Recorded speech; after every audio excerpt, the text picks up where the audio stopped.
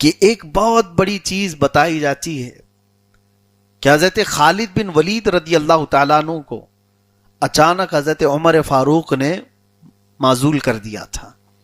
کہا کہ سپہ سالار اب جنگ میں آپ نہیں ہوں گے. ایک جنگ تو ایسی تھی جس میں حالات اتنے سخت تھے کہ وہ شکست سے دوچار ہو سکتی تھی.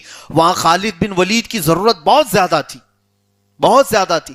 صحابہ سب سوچ رہے تھے خالد بن ولید ہوتے تو ہو جاتا، لیکن حضرت خالد بن ولید اس جنگ میں سپاہی کے طور پر شریک بھی ہوئے، اور جو سپہ سالار تھے پیچھے سے ان کی مدد بھی کیا، ان کو حربے بھی بتائے، ان کو منصوبے بھی دیے، لیکن وہ جنگ فتح ہوئی جس طرح بھی.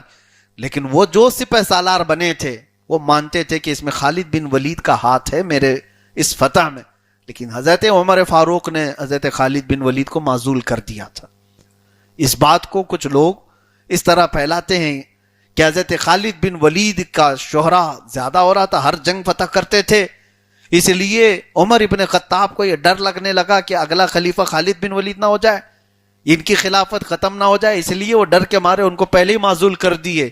میرے عزیزو، جن کی جیسی سوچ، ہاں یہ آدمی جو کھاتا ہے وہی الٹی کرتا ہے. ان کو یہی ڈر رہتا ہے نا آج کہ ہمارے بنائے ہوئے ہیں پارٹی توڑ کے چلے نہ جائیں، پارٹی میں ابھی اس کا تھوڑا سا زیادہ چل رہا ہے تو اس کو جلدی سے نیچے کرو. وہ آج ہماری حکومتیں کر رہی ہیں، کسی کو بڑھنے نہیں دیا جائے. ارے ان پڑھ گوار کو سی ایم بنا کر کے بیٹھا ہو، زیادہ یہ اگر لوگ پریہ ہو جائے گا، اس کو زیادہ چاہنے لگ جائیں گے تو نہیں، پھر پی ایم کا کیا ہوگا؟ اور پی ایم کے ساتھ ساتھ جو لکڑ بگا چلتا ہے اس کا کیا ہوگا؟ وہ بھی تو اپنا نمبر لگایا ہوا ہے. یہ ساری باتیں اس لیے سوچ میں آتی ہیں کہ ہر دور، ہر حکومت یہ چاہتی ہے آج کہ کوئی دوسرا مشہور نہ ہو جائے. یہ دور فاروقی میں نہیں تھا. عمر ابن خطاب رضی اللہ تعالیٰ عنہ کو اس بات کا ڈر ہی نہیں تھا. اپنے زمانے خلافت میں انہوں نے یہ ڈر نہیں محسوس کیا. بڑے بڑے بادشاہوں سے جو نہیں ڈرا وہ اس طرح کی حربیں اور اس طرح کی حرکتوں سے کیوں ڈرتا؟ اور عمر ابن خطاب رضی اللہ تعالیٰ عنہ کو کیا یہ نہیں معلوم تھا کہ خالد بن ولید کو رسول اللہ نے سیف اللہ المسلول کہا ہے؟ بات صرف اتنی تھی، نہ خالد بن ولید کو نیچا دکھانا تھا، نہ عمر ابن خطاب کو اپنی بڑائی ظاہر کرنی تھی، بلکہ بات مسلمانوں کی تھی جو نئے اسلام میں آئے ہوئے تھے. نئے اسلام میں آئے ہوئے ان کے ذہنوں میں یہ بات نہ آئے کہ ہر جنگ خالد بن ولید کی وجہ سے فتح ہوتی ہے. عمر ابن خطاب اس سوچ کو بدلنا چاہتے تھے، اسلامی نظام شخصیات سے نہیں اللہ کی مدد سے چلتا ہے. خالد بن ولید ہو یا اور کوئی ہو، اللہ کی مدد نہ ہو تو کیا ہو سکتا ہے؟ تو حضرت عمر ابن خطاب رضی اللہ تعالیٰ عنہ نے یہ تصور دیا کہ جنگیں ہوں کہ نظام ہو، وہ اللہ کے توکل پر چلے گا، اللہ کے بھروسے پر چلے گا، کسی ایک شخصیت کے ڈیپینڈنٹ ہونے پر نہیں، اس پر ڈیپینڈ ہونے پر نہیں.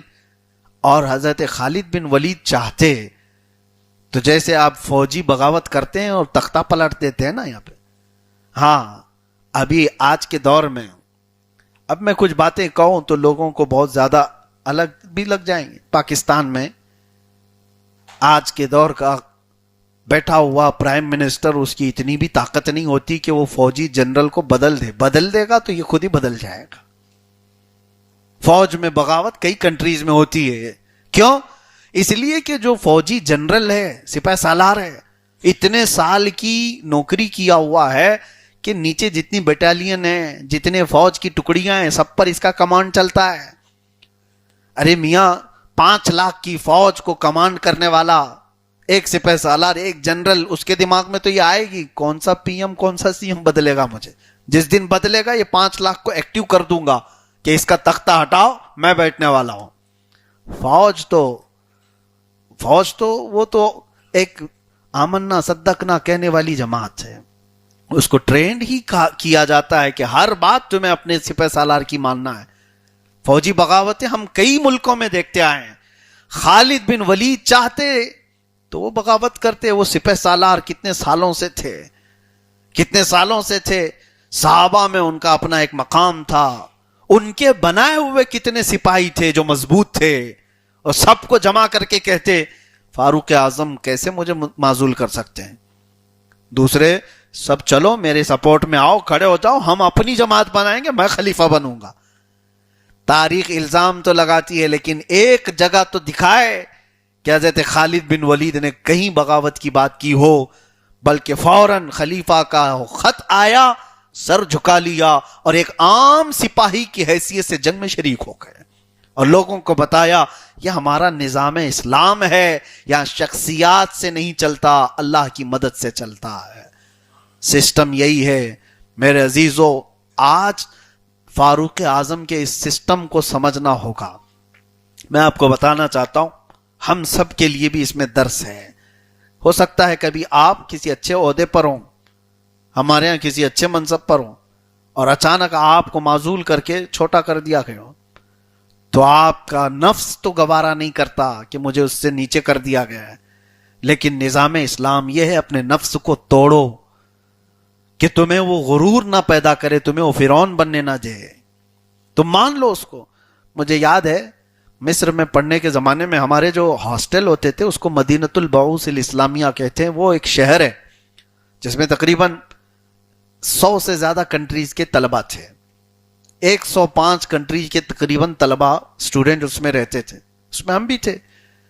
اور اس پورے ہاسٹل کو، ہاسٹل ایک بلڈنگ نہیں ہے، اس کی تقریباً 50-60 سے زیادہ بلڈنگیں ہوں گی، ایک پورا شہر ہے، اس کو الگ الگ تقسیم کیا گیا ہے زون وائز، منطقہ اس کو کہتے ہیں زون 1، زون 2، زون 3، اور ہر زون کا ایک صدر ہوتا تھا جو حکومت کی طرف سے منتخب ہے، اس کی سیلری ہے۔ الازہر یونیورسٹی وہ اپنے آپ میں ایک حکومت ہے، ڈپارٹمنٹ، اور جو رئیس المنطقہ جس کو کہتے ہیں صدر ہوتا تھا، اس کے ہاتھ میں اتنا پاور ہوتا کہ وہ ہمارے کھانے پینے کا بھی، ہمارے رہنے کا بھی، روم الاٹمنٹ کا، سب کچھ پاور اس کو تھا، ہم کو اندر لینے کا، ہم کو باہر کرنے کا، اس کی سائن کے بغیر کالج کے اندر ہمارے ایگزام نہیں ہوں گے، بہت سارا پاور اس صدر کو ہوتا تھا جو پریزیڈنٹ ہوتا تھا زون کا۔ اب سنیے میں کیوں کہہ رہا ہوں، ہم نے شروع میں دیکھا اور لوگ جاتے تھے اس کے سائن کے لیے، لائن لگی رہتی تھی، ہمارا یہ کام ہے، ہمارا یہ کام ہے، سائن کر کے دے رہے زون کے جو پریزیڈنٹ ہے وہ حکومت کی طرف سے۔ ایک دن اچانک دیکھا کہ وہی جو ہمارے زون کا صدر تھا منطقہ کا، وہ باہر گیٹ کیپر بنا ہوا ہے، دروازہ کھول رہا ہے ہاسٹل کا اور بند کر رہا ہے، جو چپراسی کام کرتا ہے وہ چپراسی کام کر رہا تھا۔ تو نے کہا یہ تو صدر تھا وہاں کا، تو ہم نے پوچھا تو انہوں نے جواب میں کہا یہ ہمارا سسٹم ہے، کسی بڑے عہدے والے کو چھوٹا عہدہ دیا جاتا ہے تو اس کو دیکھا جاتا ہے یہ اس پر قائم رہتا ہے کہ نہیں رہتا، یا پھر اپنی انا پر آتا ہے کہ میں تو اس کے میرے اسٹیٹس کے قابل نہیں ہے۔ یہ فاروق اعظم رضی اللہ تعالیٰ عنہ کا دیا ہوا ایک کانسیپٹ ہم سب کو اپنی زندگی میں بھی امپلیمنٹ کرنا چاہیے۔ کبھی آپ سوچیں، ہر چیز وہی ہماری زندگی میں نہیں ہوتی جو ہم چاہتے ہیں، ہم جو چاہتے ہیں اسی مرتبے، اسی مقام، اسی منصب پر رہنا ضروری نہیں ہوتا، کبھی کبھار کچھ چھوٹے کاموں کے لیے بھی اللہ تبارک و تعالی ہمیں منتخب فرماتا ہے، خوشی خوشی ان کاموں کو قبول کرنا چاہیے، خوشی خوشی ان کاموں کو قبول کریں۔ کوئی کام میں اس طرح کی بات نہیں آئے کہ میں پہلے تو یہ تھا اب یہ کیسے کروں، میں امام تھا۔